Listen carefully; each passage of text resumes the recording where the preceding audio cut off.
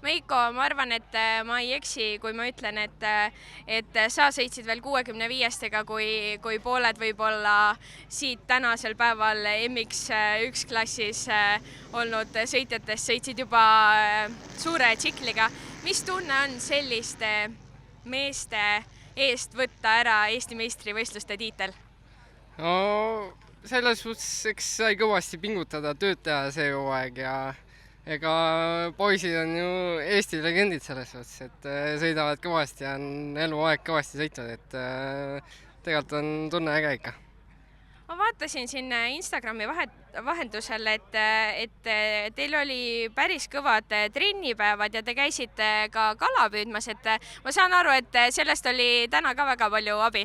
No eks trenni väga ei teinudki, et püüdsime kala rohkem ja kerisime spinninguid. Ja selle pealt tullaksegi lihtsalt Eesti meistriks?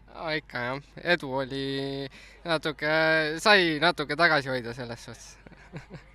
Kui sa nüüd natukene võib-olla vaatad oma Eesti meistrivõistluste hooajale tagasi, siis kuidas sa selle kokku võtaksid? Tegelikult ei tulnud üldse ootustega siia võitma, et no selles suhtes tuled ikka võistlustele ja tahad võita, aga ise ei osanud arvata, et kohe esimesest etapist sellise tulemuse suudan teha, et suure tsikliga esimest aastat ikkagi, et selle tsikliga on päris keeruline sõita, ma ütlen ausalt, täna ka oli veel hooaja lõpus keeruline.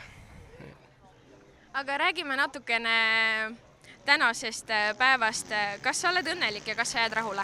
Ja ikka, ma olen väga õnnelik ja olen tänulik kõikidele inimestele, kes on mu ümber ja kaasa aidanud sellel hooajal.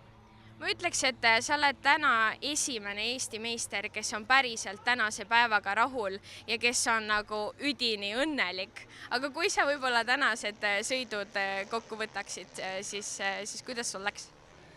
Ma arvan, et mõlemad stardid olid väga okeid. Esimene start sain natuke paremini, et olin kohe esimene, sõitsin peaaegu sõidu lõpuni esimesena, lõpus käed väsisid ära, pidin natuke tagasi andma.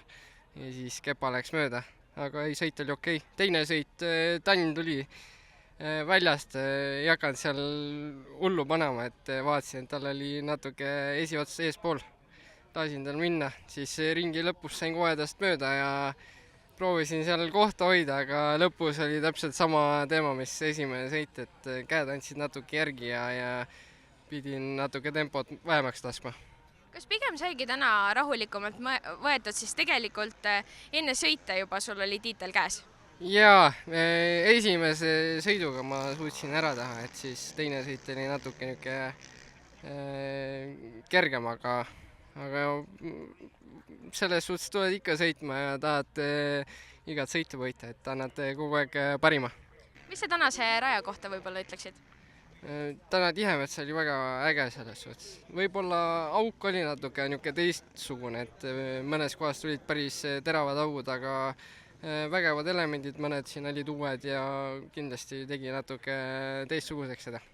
Kuidas on nüüd plaanis tiitlit tähistama minna, kas spinningud ette? Ma ei tea, esialgu istun kodus natuke ja järgmine nädalavahetus teeme mõne võistluse veel kaasa ja vaatame rahulikult.